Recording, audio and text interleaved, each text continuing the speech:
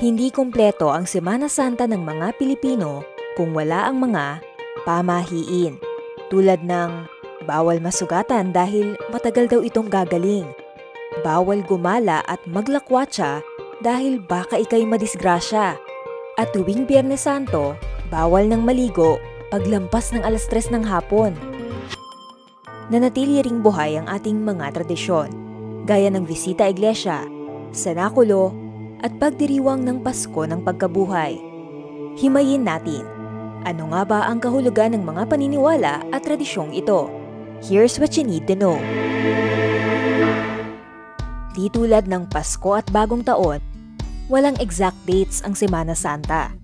Nakadepende ito sa petsa kung kailan papatak ang Easter Sunday.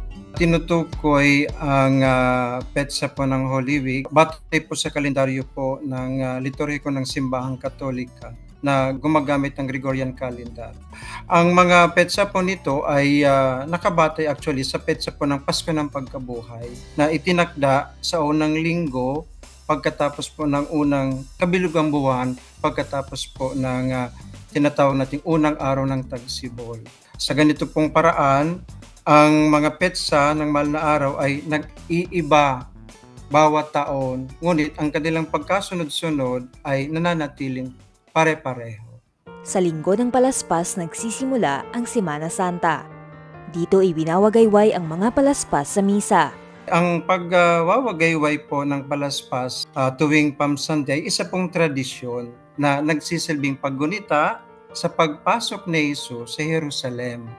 Ang mga palaspas po ay sumisimbolo din po ng tagumpay at kapayapaan. Ito po ay nagpapakita ng pananampalataya at paggalang sa Panginoon at nagsisilbing paalala rin po sa atin ng kanyang sakripisyo at pagdating bilang tagapagligtas natin. Yung may mga kahilingan, hindi lang basta dumadalo ng misa. Nagbibisita iglesia rin sila na ang literal na ibig sabihin ay pagbisita sa simbahan. Sabi nila, kapag nakapunta ka sa 7 simbahan at nakumpleto mo ang Stations of the Cross sa mga ito, matutupad daw ang wish mo. Well, ang tradisyon ng bisita iglesia ay nagsimula pa noong ika-16 na siglo pa sa Espanya, kasabay ng pagpapalawak ng Katolisismo noon. Ang pagbisita pa sa 7 simbahan ay isang simbolikong paglalakbay na naglalarawan ng mga pagdurusa ni Jesus. May mga deboto talagang Katoliko na naniniwala na ang pagkumpleto ng pagdarasa sa 7 simbahan, ito po ay nagdadala ng biyaya at katuparan ng kanilang kahilingan. Ngunit sabi ko nga kanina, depende pa rin po, takasalalay pa rin po ito sa pananampalataya po ng individual na tao. Isa rin sa mga tradisyon sa simbahan tuwing Semana Santa ang paghuhugas ng paa tuwing Huwebes Santo.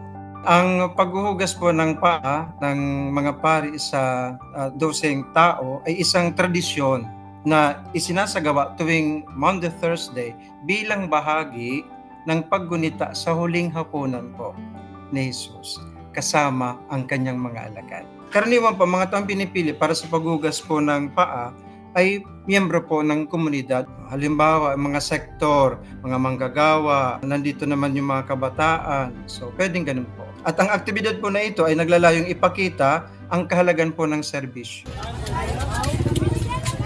Isinasadula rin ang pagpapakasakit, pagkamatay, at muling pagkabuhay ni Hesukristo. Ito naman ang senakulo. Tinatayang noong late 17th hanggang early 18th century, nagsimula ang senakulo sa bansa. Sa ibang mga komunidad sa Pilipinas, tradisyon pa rin ang ilang self-flagellation acts o pagpapahirap ng sarili tulad ng pagpapapako sa krus. Bagaman matagal na itong dinidiscourage ng simbahang Katoliko. Ang pagpapapako sa krus ay karaniwan po isinasagawa bilang isang paraan ng pagpapakita rin po ng debosyon at pagsasakripisyo ng isang tao. Para po sa ilan, ito po ay isang anyo ng penitensya upang ipakita ang kanilang pagsisisi sa mga kasalanan at kanilang mga nagawang hindi maganda at pagpapakita rin po ito ng kanilang pagmamahal kay Jesus. Ang simbahang Katolika po ay hindi po sumusuporta sa mga ganitong uri ng ritual. Dahil naniniwala po ang simbahan na ang tunay na penitensya ay dapat nagmumula sa puso at hindi sa pisikal na pagdurusa. Gayunpaman, may mga lokal na komunidad na patuloy na nagsasagawa ng mga ganitong ritual bilang bahagi ng kanilang tradisyon at kultura. Makailang beses nang sinabi ng Catholic Bishops' Conference of the Philippines o CBCP na imbes na saktan ng sarili, may ibang paraan para ihayag ang pananampalataya, gaya ng pag-abstain sa mga makamundong bisyo at pag-aayuno o pag-iwas sa pagkain ng karne. Pero may mga exempted sa tradisyong ito. Para sa ating mga Katoliko, ito po ay isang paraan ng pagninilay-nilay, paraan ng penitensya, kasi magsasakripisyo ka. At pagpapakita rin po ito ng debosyon. Ang pag-aayuno ay nakakatulong din po sa atin upang idisiplina natin ang ating mga sarili at lalo't pagtibayin ang pagpapahalaga sa mga bagay na espiritual. Ang sino mang Katoliko na may kakayahang mag-fasting ay pwedeng mag-fasting o mag-ayuno. Ngunit, may mga exempted na individual. Karaniwang exempted sa pag-ayuno o pag-fasting ang mga bata na may edad na 7 o 7 years old pababa. At kabilang din dito mga matatanda na may edad na 60 years old pataas. At yung mga buntis din, o na nagpapasuso, mga nanay na nagpapasuso, exempted din po sila. Lalo na yung mga may sakit o may particular na kondisyon sa kalusugan.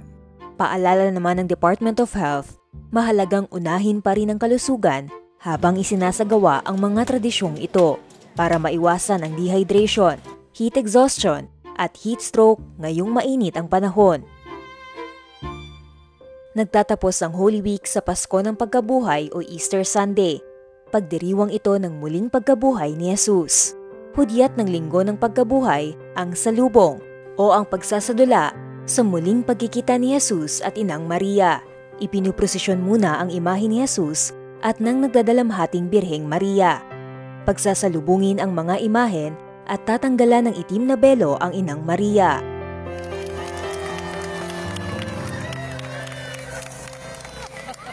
Sa paglipas ng panahon, kinaya na rin ng ating mga kababayan ang ilang Western traditions tulad ng paghahanap sa Easter Bunny at Easter eggs.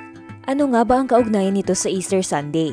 Ang Easter Bunny na kadalasan kumakatawan sa pagkayabong, paglago, o fertility. So ang mga itlog naman, ito pa ay sumasagisag sa bagong buhay at muling pagkabuhay ni Jesus. So dito po sa Pilipinas, ang Easter Sunday ay ipinagdiriwang sa tradisyonal na paraan sa pamamagitan ng iba't ibang ritual at aktibidad. So kasama po rito ang banal na misa. At matapos ang banal na misa, may mga salo-salo ng mga pamilya sa ilang mga lugar.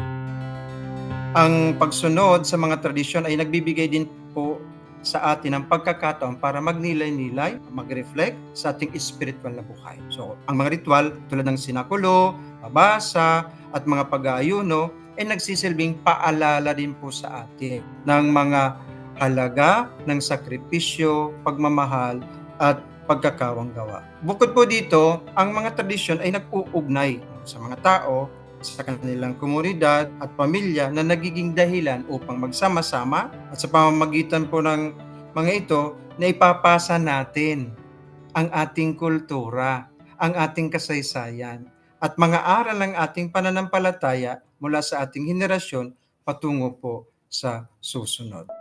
Higit sa mga pamahiin na tradisyon, ipinapaalala sa atin ng Semana Santa ang halaga ng pagninilay, pagbabalik loob, pananampalataya at pagkakawanggawa. Dahil sa bawat tradisyon at paniniwalang ating isinasabuhay, mas lumalalim at tumitibay ang ating pagmamahal sa sarili, sa Diyos at sa bawat isa.